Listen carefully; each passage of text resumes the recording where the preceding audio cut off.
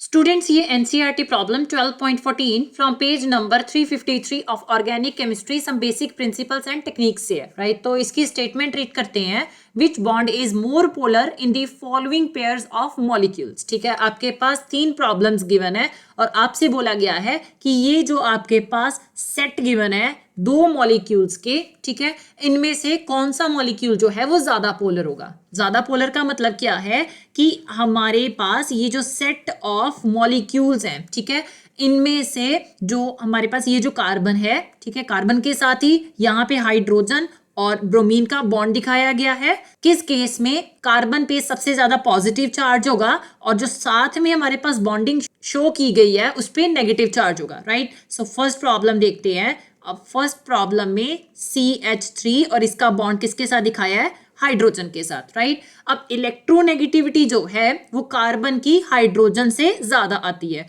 तो श्योरली इस केस में हाइड्रोजन जो है उस पर पॉजिटिव चार्ज आएगा और कार्बन जो है उस पर नेगेटिव चार्ज आएगा। लेकिन अगर मैं बात करूं CH3 एंड Br की, अब ब्रोमीन एक हैलोजन है तो ऑब्वियसली इसकी इलेक्ट्रोनेगेटिविटी ज्यादा होगी। सो जिसकी इलेक्ट्रोनेगेटिविटी ज्यादा होगी वो अपनी तरफ ये जो हमारे पास बॉन्डिंग में इलेक्ट्रॉन है इनको ज्यादा स्ट्रांगली अट्रैक्ट करेगा। तो श्योरली इस पे पार्शियल नेगेटिव चार्ज स्ट्रांग आएगा और इस पे पार्शियल पॉजिटिव चार्ज, मतलब कि इसकी पोलैरिटी जो है वो ज्यादा होगी। So you can write over here CBr, ठीक है, ये हमारे पास बॉन्ड जो है वो ज्यादा पोलर आएगा, राइट,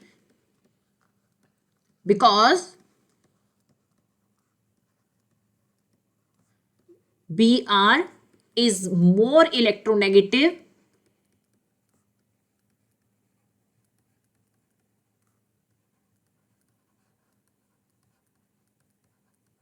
than हाइड्रोजन, राइट। यहां पे हमने ये जो कंपैरिजन है ये किन किन के बीच में करना है, जिनके बीच में बॉन्डिंग दिखाई गई है। जैसे यहाँ पे कार्बन और नाइट्रोजन के बीच में बॉन्डिंग है और यहाँ पे कार्बन और ऑक्सीजन के बीच में बॉन्डिंग है। तो ये जो बॉन्ड है इसकी पोलैरिटी हमने जो है वो कंपेयर करनी है। तो अगर मैं सेकेंड प्रॉब्लम देखूं तो H3C, अब श्योरली ये जो कार्बन है इसका बॉन्ड किसके साथ बन रहा है, नाइट्रोजन के साथ, राइट।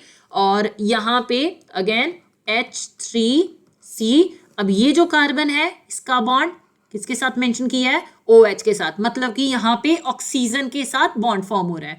अब अगर आप बात करो इलेक्ट्रोनेगेटिविटी की, जितनी ज्यादा इलेक्ट्रोनेगेटिविटी होगी उतना ज्यादा बॉन्ड जो है वो पोलर होगा। So you can write over here electronegativity जो है ये हमारे पास इन्फ्लुएंस करती है किसे, पोलैरिटी को। So it is directly proportional to the polarity, जितनी ज्यादा इलेक्ट्रोनेगेटिविटी उतनी ज्यादा पोलैरिटी। सो यहाँ पे अगर मैं देखूं तो नाइट्रोजन जो है ये हमारे पास थर्ड मोस्ट इलेक्ट्रोनेगेटिव एलिमेंट है और ऑक्सीजन सेकंड मोस्ट है। तो ऑब्वियस सी बात है कि जो ऑक्सीजन है वो ज्यादा स्ट्रांगली ये जो हमारे पास पेयर ऑफ इलेक्ट्रॉन है इनको अपनी तरफ अट्रैक्ट करेगी। सो इस केस में हम ये कह सकते हैं कि ये जो C एंड O के बीच में बॉन्ड आ रहा है ये ज्यादा पोलर होगा, right. You can write over here CO is more polar because oxygen is more electronegative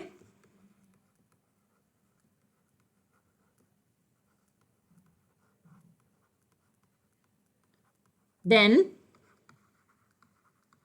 nitrogen, right. अब नेक्स्ट देखा जाए तो यहां पे बॉन्डिंग किस किस के बीच में दिखाई है, CO और CH के बीच में। सो द C1 इज, यहां पे हमने बॉन्डिंग जो है H3COH और कंपैरिजन करना है H3CSH।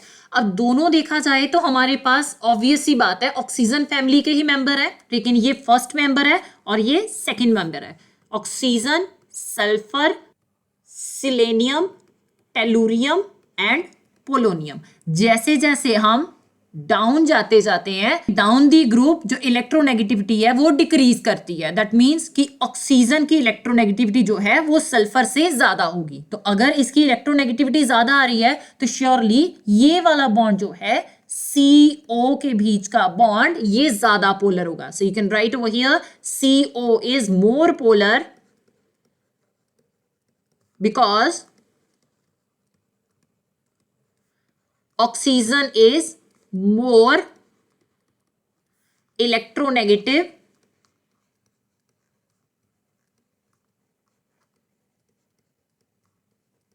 than sulfur.